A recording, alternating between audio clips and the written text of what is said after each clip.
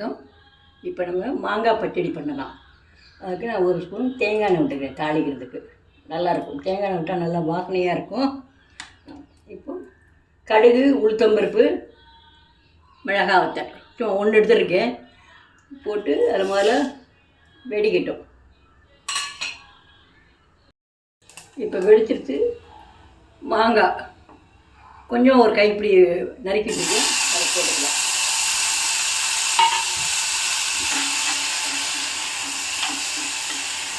போட்டு ஒரு நிமிஷம் வதக்கிட்டு நம்ம தண்ணி விட்டு வேக விடலாம்.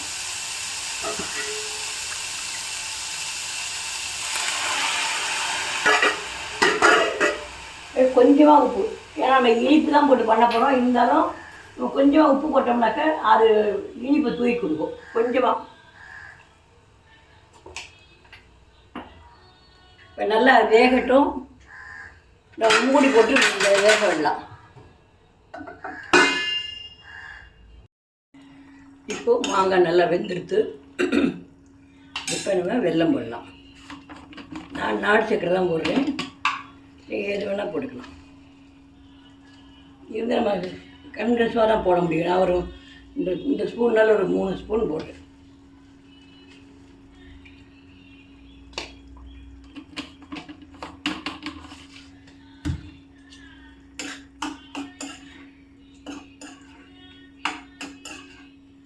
இது மிளகாய் தாளிச்சிடுவாங்க, அந்த உரப்பும் இருக்கும், வெல்லம் போட்டனால அது இனிப்பும் இருக்கும், நல்லாயிருக்கும்.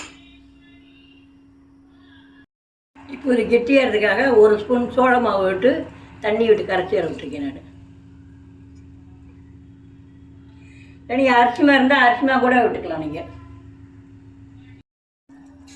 இப்போ கொதிச்சு கெட்டியாகிடுச்சு. நம்ம இந்த பக்குவத்தில் இறக்கினோம்னா சரியாக இருக்கும். இப்போ நம்ம அடுப்பை அணைச்சிடலாம்.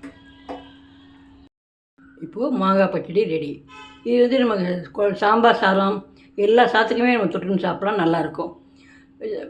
நீங்களும் செஞ்சு பாருங்கள். செஞ்சு பார்த்து சந்தோஷமாக இருங்க, ஆரோக்கியமாக இருங்க.